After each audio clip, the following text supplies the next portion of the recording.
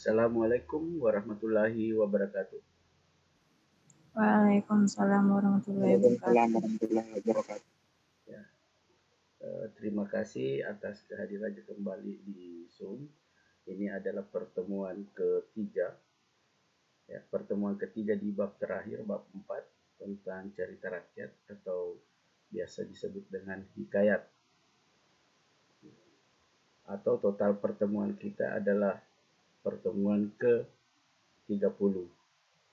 Di dalam pertemuan ke-30 ini ya, ada 3 hal pokok yang harus kita bahas.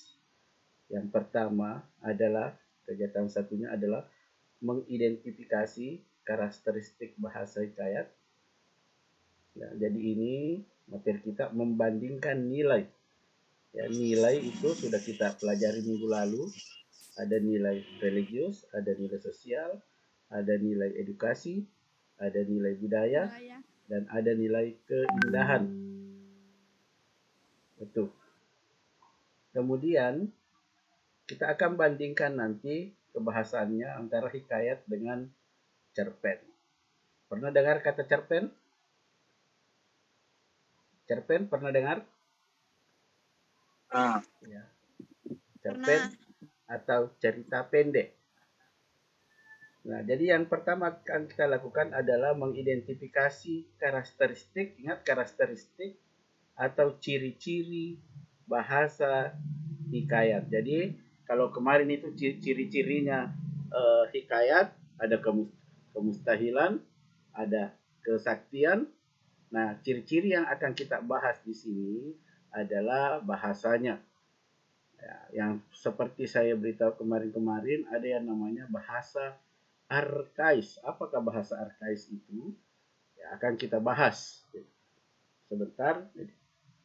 Kemudian nanti kita akan menggunakan perbandingan antara penggunaan bahasa di cerpen dan hikayat, serta yang terakhir nanti membandingkan nilai itu agama, religius, edukasi atau pendidikan, sosial, budaya, keindahan, antara hikayat dengan cerpen. Jadi pada bagian awal telah disinggung bahwa bahasa yang digunakan dalam hikayat berbeda dengan teks yang lain, baik teks observasi, teks eksposisi, teks anekdot. Itu bahasanya hikayat adalah menggunakan bahasa Melayu klasik. Oke, kita ke kegiatan 1. Nur Hasani bisa dengar suara saya? Bisa, Pak. Oke. Bisa dibaca kegiatan 1? Bisa, Pak. Nur Hasani. Mengidentifikasi karakteristik bahasa hikayat. Iya. Hikayat disajikan dengan menggunakan bahasa Melayu klasik. Ciri bahasa yang dominan dalam hikayat adalah banyak penggunaan konjunsi pada setiap awal kalimat dan penggunaan kata anarkis. Perhatikan contoh kutipan hikayat berikut ini. Oke, stop. Stop. Nah, hikayat itu menggunakan bahasa Melayu klasik, ya. Menggunakan bahasa Melayu klasik. Bahasa yang dominan dalam hikayat adalah banyak menggunakan kata penghubung, konjungsi, pada setiap awal kalimat, ya. Setelah tanda titik awal kalimat, bisa kita lihat contohnya di sini. Jadi ciri-cirinya hikayat itu juga banyak menggunakan konjungsi. Maka berkeinginanlah istri Hojan. Maka yang kedua ini. Maka yang ketiga. Ya, apa gunanya banyak menggunakan kata penghubung? Supaya kita bisa tahu alur cerita dari segi waktunya mengenai hikayat yang kita baca. Itu. Oke. Dalam kutipan tersebut, konjungsi maka digunakan hingga 3 kali. Ya. Apa makna dan fungsi konjungsi tersebut dalam bahasa Indonesia? Selain banyak menggunakan konjungsi, hikayat juga menggunakan kata-kata arkais. Apa itu kata-kata arkais? Adalah kata dari bahasa Melayu klasik atau biasa disebut dengan bahasa kuno. Di sini dikatakan bahwa usia hikayat itu, jadi cerita hikayat itu lebih tua dibandingkan usia negara Indonesia. Indonesia merdeka pada tahun 1945, tepatnya 17 Agustus 1945. Jauh sebelum Indonesia merdeka, hikayat itu sudah hadir atau sudah ada, ceritanya turun-temurun. Jadi cerita hikayat itu adalah cerita masuk dalam kategori cerita yang sudah kuno, menggunakan bahasa kuno. Meskipun bahasa yang digunakan adalah bahasa Indonesia yang berasal dari bahasa Melayu, tidak semua kata dalam hikayat kita jumpai dalam bahasa Indonesia. Sekarang, kata-kata yang sudah jarang digunakan atau bahkan sudah asing tersebut disebut sebagai kata-kata arkais. Ya.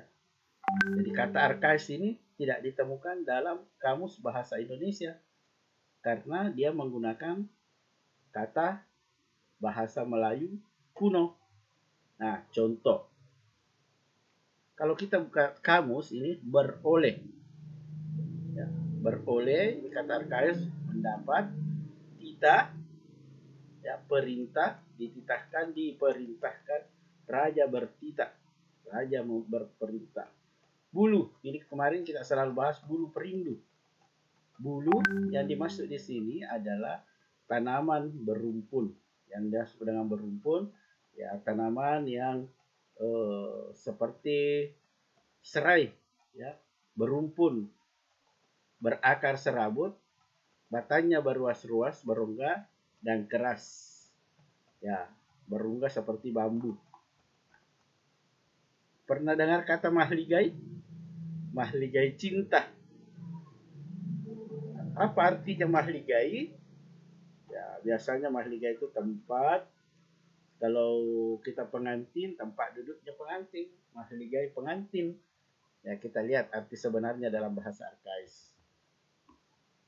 Nah, mahligai itu tempat kediaman raja atau putri-putri raja. Ya, makanya kalau orang pengantin bagaikan raja dan ratu sehari karena tempat duduknya adalah mahligai.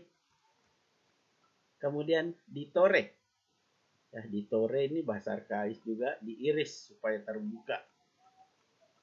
Cembun, tempat tembakau yang terbuat dari logam. Inang, ya perempuan yang merawat anak tuannya. Jadi bukan ibu itu inang, ya. Ya, mungkin pembantunya yang merawat anaknya raja. Itu contoh bahasa arkais. Upeti. Kalau sekarang ini upeti ibaratnya pajak yang disetor ke pemerintah. Kalau ini uang yang wajib dibayarkan oleh negara kecil kepada raja atau negara yang berkuasa. Selik. Nah, saya juga baru ini selit itu banyak seluk-beluknya. Kalau ini bejana, kalau bahasa Bugisnya ini bejana, bempah, benda berongga yang dapat diisi dengan air atau serbut dan dapat digunakan sebagai wadah menyimpan air. Nah, itulah tadi contoh-contoh bahasa arkais. Ya, bahasa arkais adalah bahasa yang lahir, yang muncul sebelum Indonesia merdeka. Makanya kadang kita tidak pahami, bahkan tidak ada dalam kamus bahasa Indonesia. Nih, contoh lagi. Nah, ini kalau tidak salah ada di hikayat Indra Bangsawan, bukan, Budiman, ini hikayat Bayan Budiman. Kita cari dulu hikayat Bayan Budiman.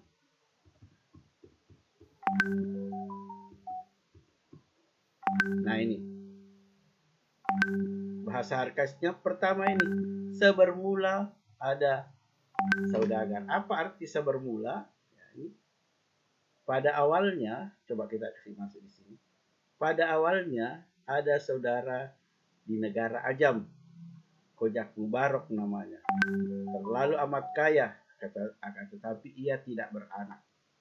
Ya kaya tapi tidak ada anaknya. Kita cari lagi bahasa arkaisnya. Tak seberapa lama setelah ia berdoa kepada Tuhan, oh berarti nilai keagamaan ini, maka saudagar Mubarak pun beranaklah, ya melahirkan ataupun sudah punya anak, seorang anak laki-laki yang diberi nama Khojan Maimun.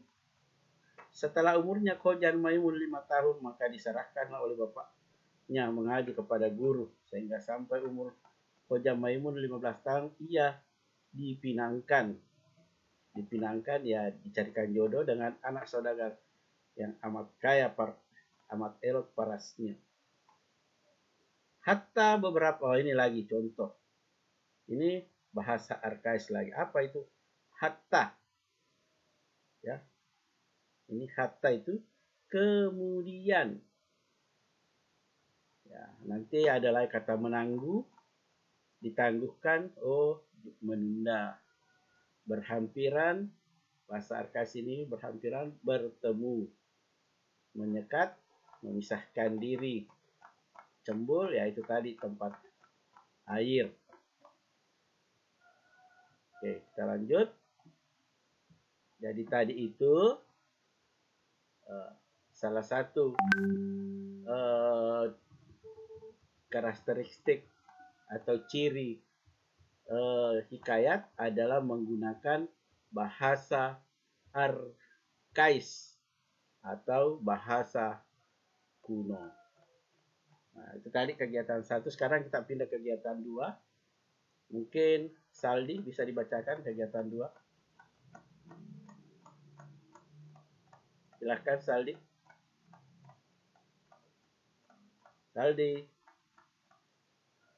Oke, Saldi. Iya, Pak. Ya, silahkan dibaca kegiatan 2.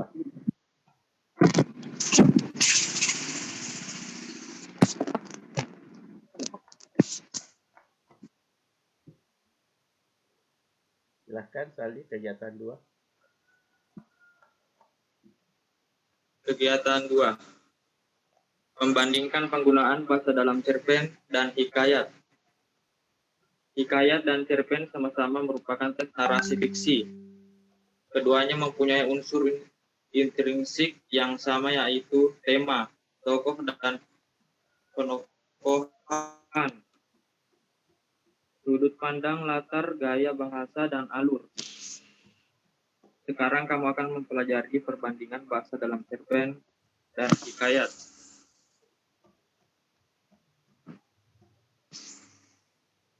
Ya. Kaidah bahasa yang dominan dalam cerpen adalah penggunaan gaya bahasa majas dan penggunaan konjungsi yang menyatakan urutan waktu dan urutan kejadian. Oke, stop. Dan sekarang kita bandingkan bahasanya cerpen dan hikayat. Di sini dikatakan hikayat dan cerpen itu sama-sama merupakan teks narasi fiksi. Apa itu teks narasi fiksi? Adalah teks atau wacana yang tidak masuk akal, cerita fiksi. Ya, sama dengan ciri khasnya itu hikayat. Kalau bilang orang buku non fiksi, oh berarti buku isinya buku itu adalah berdasarkan kenyataan. Contohnya buku-buku pelajaran itu berdasarkan fakta. Kalau buku fiksi, ya isinya itu tidak masuk akal. Ya, keduanya mempunyai unsur ya yang sama, ada temanya, ada tokohnya, ada penokohannya, sudut pandang, latar, tempatnya kejadian, gaya bahasa, dan alur. Nah, di sini dikatakan dalam cerpen dan hikayat, ya, kaidah bahasa yang dominan dalam cerpen adalah penggunaan gaya bahasa atau majas. Kalau tadi hikayat itu penggunaan bahasa arkais. Kalau di cerpen bahasanya kebanyakan menggunakan majas.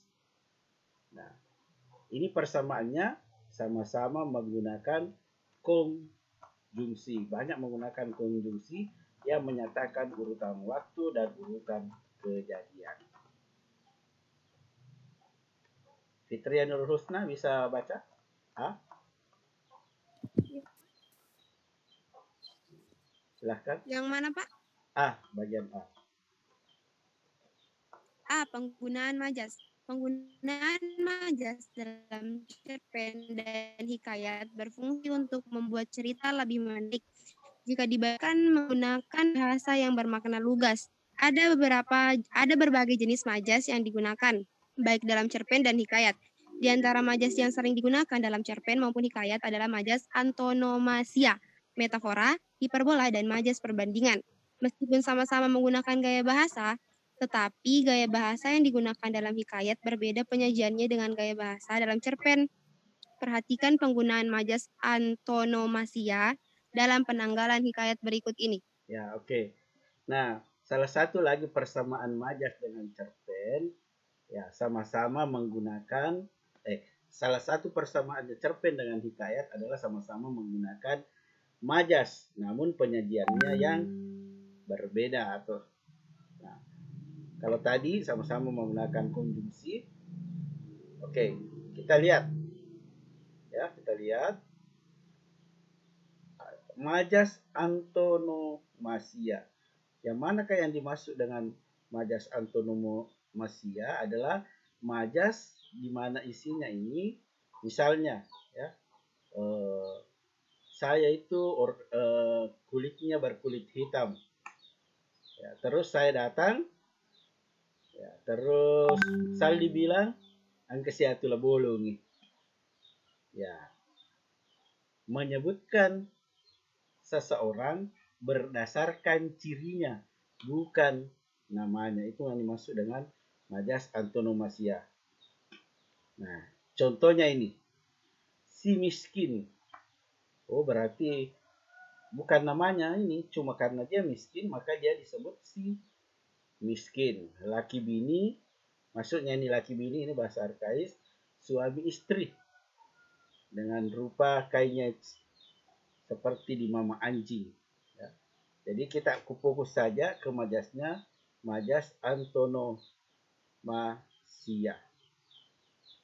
Si miskin dalam kutipan hikayat di atas merupakan contoh majas antonomasia, yaitu majas yang menyebutkan seseorang berdasarkan ciri. Tadi cirinya apa? Oh, mau bulu pak,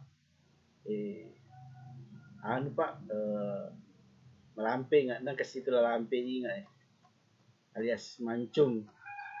Nah, selain itu, ciri juga berdasarkan sifatnya. Ya, angka satu kutu. Ajum pak depe, kamu jangan kasih dekat si pemalas itu. Itu sifatnya, ya. Angka situ lebu aja. Ya, kalau engkau acara aja muli. Ya, sifatnya rakus. Ya, yang menonjol.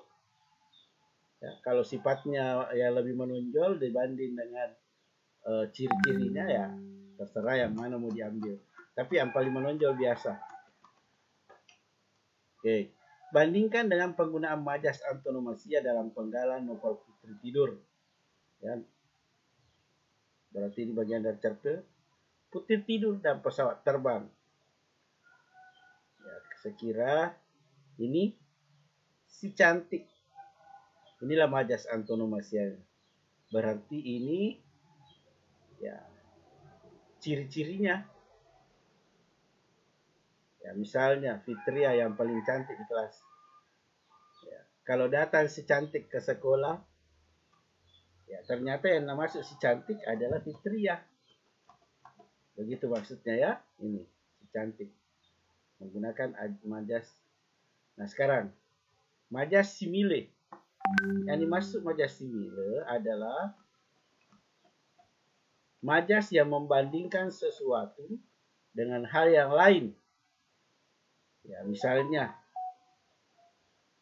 ya, wajahmu bagaikan rembulan yang baru muncul di malam hari. Ya, dia membandingkan wajahnya siapa itu dengan rembulan. Ya, engkau laksana bulan. Nah, ini menggunakan kata seperti, wajahmu seperti bulan, wajahmu laksana bulan, bak intan permata, bagaikan rembulan yang baru muncul di malam hari. Ya, jadi majas simile itu majas yang membandingkan sesuatu ya, dengan hal yang lain menggunakan kata penghubung. Seperti ini kata penghubungnya laksana, bak, dan bagaikan. Ya, kamu bagaikan bidadari. Ya, bagaikan bidadari yang turun dari mana? Biasanya bidadari turun dari, ada yang tahu?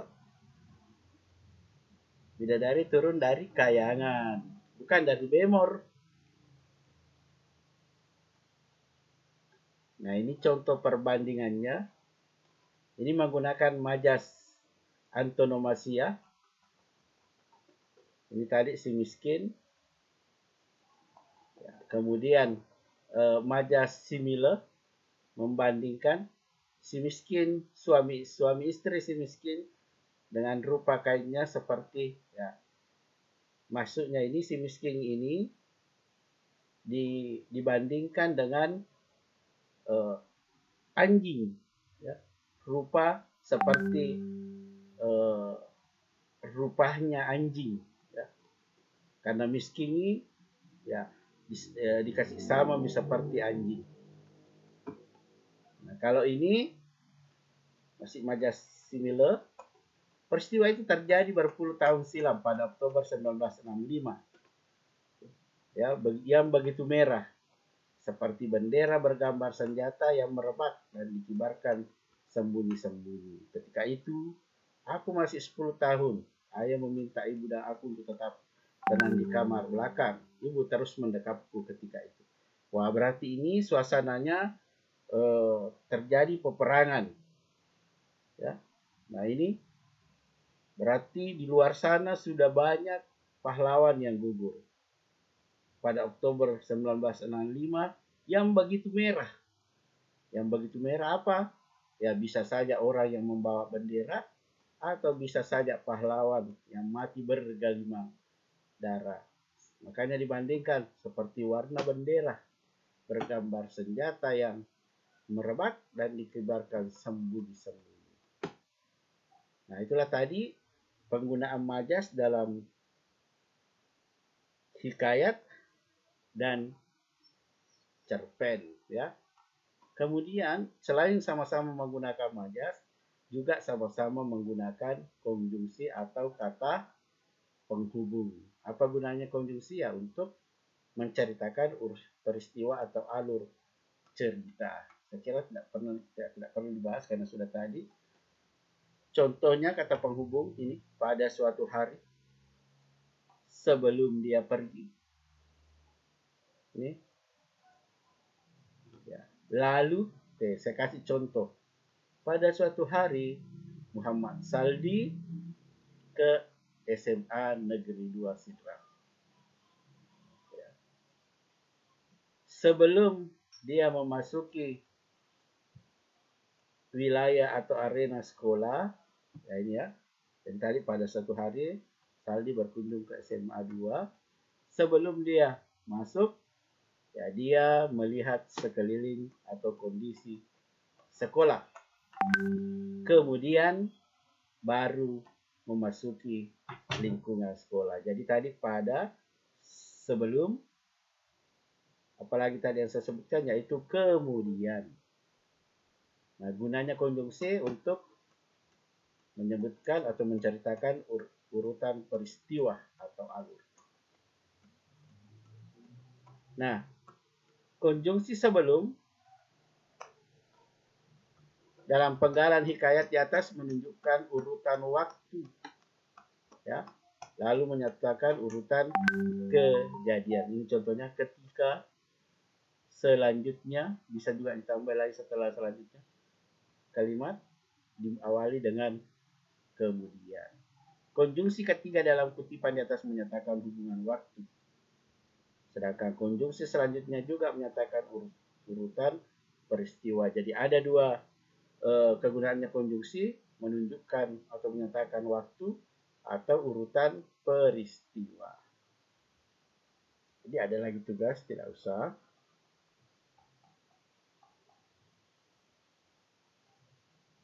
Nah, di cerita hikayat Bayam Budiman dan tukang pijat keliling, ya kita disuruh mencari jenis majas, ya. Jadi kita cari, di sini sudah ada. Kita cari tabelnya. Nah ini tadi ada majas perumpamaan, ada majas retoris, ada majas ironi,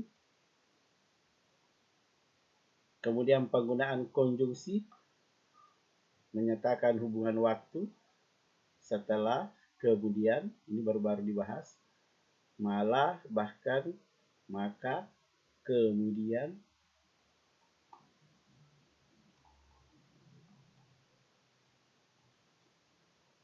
Oke, nah sekarang kita bandingkan, ya, kegiatan terakhir adalah kegiatan 3.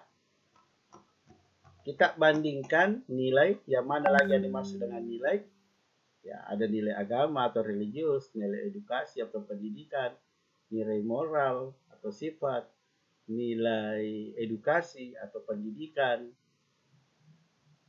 Pada pembelajaran yang telah lalu, kamu telah memahami bahwa banyak nilai dalam hikayat. Bukan banyak ya, ada 6. Namun, ada yang masih sesuai dengan kehidupan masa kini. Sebagai karya sastra modern yang mengangkat nilai-nilai kehidupan masa kini, dapat juga bahwa yang dinilai dalam hikayat yang sesuai dengan nilai dalam hikayat itu sendiri. Nah ini dibandingkan. Ya. Ini dibandingkan antara hikayat dengan cerpen. Kalau kita bandingkan, ya, kalau hikayat itu bahasanya menggunakan bahasa arkais atau bahasa kuno. Kalau cerpen bahasanya menggunakan bahasa modern atau bahasa seperti saat sekarang ini. Kalau persamaannya sama-sama menggunakan konjungsi, sama-sama menggunakan majas. Tapi untuk lebih jelasnya saya perlihatkan dulu. Ya, saya perlihatkan perbedaannya.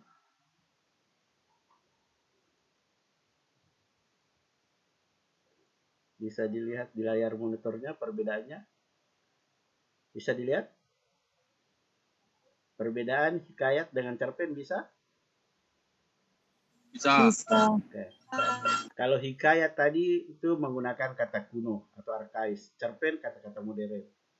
Hikayat banyak menggunakan, ya, konjungsi, ya, seperti syahdan, maka, hatta. Kalau cerpen tidak memuat kalimat yang diawali konjungsi, tapi ada konjungsinya tapi bukan di awal. Nah, sama dengan hikayat, dia di awal. Hikayat bahasanya itu lebih sulit dipahami, itu betul ya. Kenapa? Karena bahasanya muncul sebelum kita lahir. Bahkan di Indonesia saja belum lahir sudah ada memang nih. Kalau cerpen mudah dipahami. Kenapa? Karena bahasanya menggunakan bahasa modern. Oke, kita lihat lagi.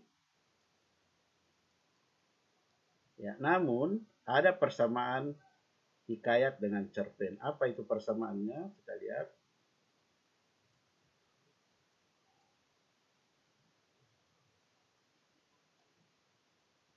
Oke, bisa kelihatan? Bisa kelihatan ini? Kelihatan? Tidak terlalu jelas, Pak. Tidak terlalu jelas ya. Oke, saya perbesar. Bagaimana? Jelas nih? Jelas? Ya, Pak. Ya, Pak. Oke, jadi persamaannya sama-sama menggunakan majas, ya. Ya, mengkombinasikan kalimat narasi, deskripsi, ya. hikayat, ini cerpen, menggunakan konjungsi yang dapat menunjukkan urutan waktu. Ini tadi perbedaannya dibahas lagi secara mendetail. Ya, nanti ini akan saya share di grup WhatsApp. Oke, ada yang ingin ditanyakan? Panjang ya materi yang kita bahas hari ini. Jadi ada 3 kegiatan. Jadikan 1. Yang pertama tadi saya review kembali.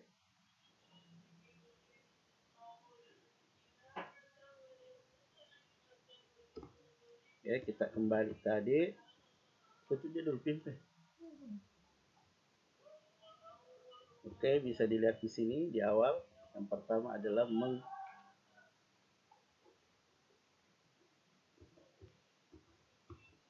mengidentifikasi karakteristik atau ciri-ciri bahasa hikayat. Kemudian kita bandingkan kebahasaannya. Terus yang ketiga, membandingkan nilai dalam tes hikayat dan cerpen. Oke, ada yang ditanyakan? Sebelum kita tutup? Tidak ada ya? Oke, silakan nyalakan kameranya. Nah, sekedar penyampaian juga untuk remedial ulangan harian kedua sudah bisa dibuka di akunnya ya. Kalau remedial, kalau tidak saya kira tidak masalah. Oke, saya SC dulu.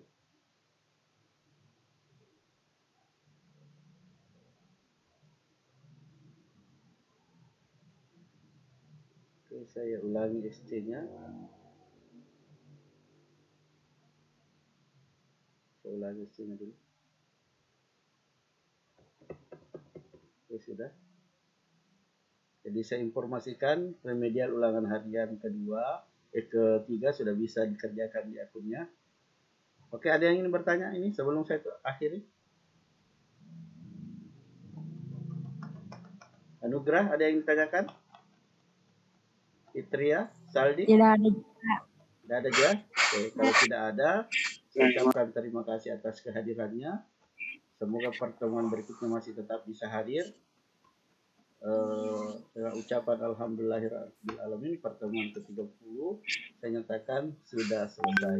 Assalamualaikum warahmatullahi wabarakatuh. Kita lanjut di grup WhatsApp. Waalaikumsalam warahmatullahi wabarakatuh.